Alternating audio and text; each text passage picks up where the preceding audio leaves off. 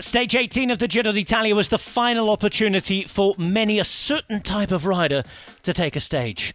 Would it be those attackers who can't get up the mountains or the sprinters? The longest stage of the Giro took everybody from Rovereto all the way down to Stradella, where they would finish for the first time since Max Sciandri had been victorious in 1994. Mainly flat stage with 4 short hills at the end to add quite a bit of spice to a long day.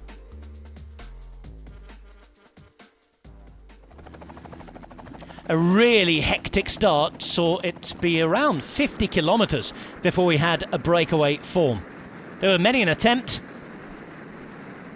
but it hadn't really gone until we got into the final 180, 190 Ks.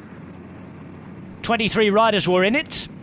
Sagan and co had to work really hard to stop anybody else from trying to join. First intermediate took place in Cremona.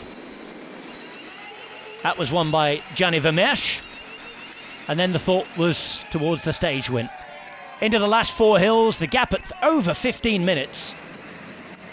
Patrick Bevin launching an early attack. That after Battistella and Zana had both had a go.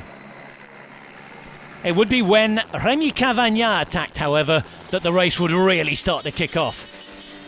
The Frenchman would pick up almost half a minute of a gap.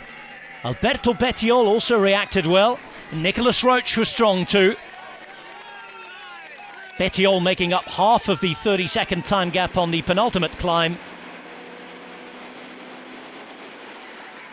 Roche then getting back to Bettiol. Cavagna on that last climb with 15 seconds before Roche was dropped. Bettiol in beast mode going after the TGV from Clermont-Ferrand.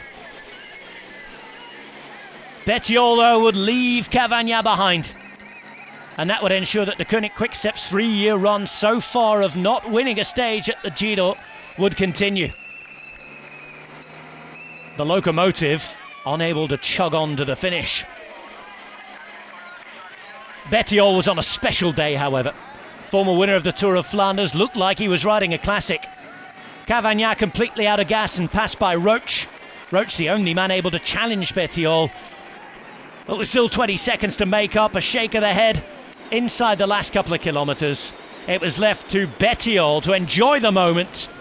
An EF Education Nippo up there in the GC with Hugh Carthy, and now stage winners thanks to Bettiol. There'd be a superb ride behind from Simone Consonni to finish second, and Nicolas Roche would get his Giro best placing of third. All the delight for Bettiol and the American team, EF Education Nippo. Bettiol, now a Grand Tour stage winner.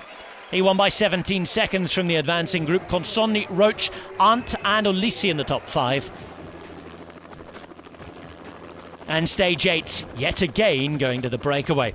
The break winning by its biggest margin so far, over 23 minutes past, when the peloton and the Maglia Rosa came over the line. And that all meant that the Maglia Rosa would stay on the back of Egan Bernal going into the final 2 mountain stages and the time trial.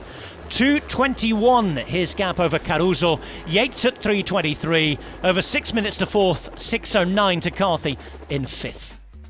So 3 days to go in the Giro, and a slightly altered stage, heading to Alpe di Mera on stage 19, leaving Abbiategrasso 10 kilometres long and 1 less severe climb than we were expected to take on after the awful disaster at Motarone just a few days before the stage.